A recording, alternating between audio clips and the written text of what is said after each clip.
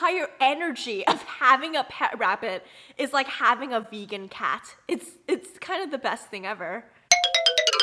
Get the gloves. Hello everyone, and welcome back to Scooping Poop with Vivian. My name is Vivian Tao, and this is a channel where I help educate you on exotic animals and help you make the best decisions for your pets. So if you like what this channel is about, be sure to click the subscribe button, like right now, please. Thank you so much. And also turn on your notification bell. By the way, guys, this is a new camera, so I apologize if my video quality is a little bit inconsistent because I'm still figuring out how to use it. Bunnies! Bunnies! Who doesn't love bunnies? In the world of rabbit care, there's so many misconceptions, and a lot of it just comes from mainstream media, like the fact that bunnies eat carrots and they're super cute and cuddly and docile. Today, I'll be debunking 5 rabbit myths that we seriously need to get rid of. Myth number 1. Rabbits can take baths. In the wondrous world of the internet, there are so many viral videos of bunnies lying in sinks getting water draped over them, and they look like they're in heaven. Absolutely not. Those videos are actually straight up animal abuse. You should never, ever bathe your bunny. Rabbits are kind of like cats. They are self-cleaning creatures, meaning that whenever they do get a little bit dirty, they'll groom themselves, and it's kind of the cutest thing ever. With rabbits, there's probably no exception I could think of where you can bathe them the same way you would bathe any other mammal. And the reason is that rabbits are extremely sensitive creatures. They are prey animals, meaning that they get scared really easily. And first of all, it's unnatural for rabbits to be submerged in water. I mean, that just doesn't really happen. So essentially, whenever rabbits are overwhelmed, they can go into a state of shock. Bathing is definitely a prime example. Just think about the atmosphere of taking a bath for our rabbits. So my bottom line is that rabbits cannot be given baths. Not only does it not work with their fragile mental state, it just isn't natural. And for some reason, if your bunny does get really, really dirty, the best thing you can do is to take a damp paper towel and wipe them off. But under no circumstance should you be submerging your entire bunny into a body of water. Unless you're making rabbit soup, which... Hello, this is Editing Vivian. I just realized I have red marks on my neck and that's been bothering me, but that is from eczema, not from hickeys. Thank you very much. Myth number 2 is that rabbits love eating carrots/pelleted food. So we've all heard of the famous Bugs Bunny, and he's always seen holding a carrot and walking around with that ugly ass face. The entire portrayal of bunnies really loving carrots stems from mainstream media. Of course, in every Easter commercial, when we see a bunny, we automatically associate them with carrots. But the truth is that carrots are not good for your bun. 70 to 80% of your rabbit's diet is actually comprised of hay. Their diets are super duper high in fiber, and it's important that they constantly have 24-hour access to hay. Now, the other small percentage of their diet is mainly vegetables. With rabbits, the best vegetables you can give them are leafy greens and lettuces, and also occasionally some more sugary vegetables. Carrots can be a great treat for rabbits, but they should be treated like fruit. They're loaded with sugar, and in large amounts does not do your rabbit any good. It can lead to obesity, and more importantly, in large amounts, it can lead to diarrhea. In the diet, when we're exceeding the 10 to 20%, they're not getting enough fiber, and so they're going to end up making muddy puddles, and that will lead your rabbit to go downhill extremely quickly. However, that does not mean carrots are toxic, and if you want to give your rabbit some carrots, that's totally fine. However, you should stick to the fruit rule, meaning that the maximum amount of carrots you should be giving your rabbit is 2 to 3 tablespoons a day. Only, not the entire fucking carrot. Now, part 2 of this myth, we're talking about those rabbit pellets. When you go into the pet store and you go buy rabbit food, the first thing you see are these little pellets that are made out of hay and corn and soy and just not fun things. There are certain exceptions when it comes to rabbit pellets. The one by Oxbow is actually a great one to add into your rabbit's diet just to make sure they're getting all their nutrients. However, pellets are completely optional, and in fact, pellets cannot exceed 5 to 10% of your bunny's diet. The reason being that pellets, although, they have extra vitamins and nutrients added, and that can really just be for peace of mind, making sure that your rabbit is getting everything they need, by themselves, they are not a good staple diet. Yes, the main ingredient in them is hay, which is what rabbits need. However, the actual structure of the hay is very different from what you should be feeding your rabbit. One of the reasons why hay is so important is that that's how your rabbit is actually moving food through their GI tract. And hay, with its long and fibrous strands, really help grind down rabbit teeth, because those fuckers don't stop growing. So we know the texture of hay is one of the most important aspects of it. Now pellets, although they use hay, the actual shape of a pellet, it's like eating gravel, so no.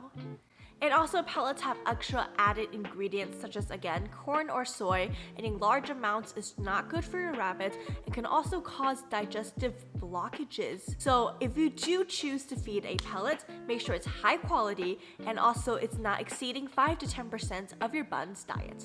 Myth number 3 is that bunnies are wonderful, cuddly, innocent creatures. If you own a bunny, you know that your bunny does not like to cuddle.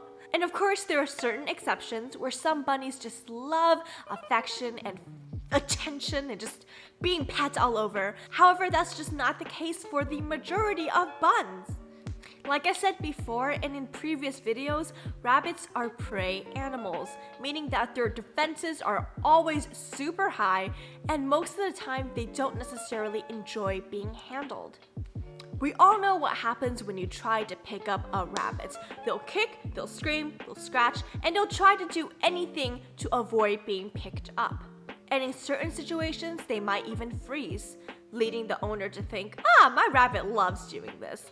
But that's just not the case. Rabbits show affection very differently compared to other mammal friends. So if you want to learn more about how to bond with your bunny, I have 2 videos listed in the description so you can get that information.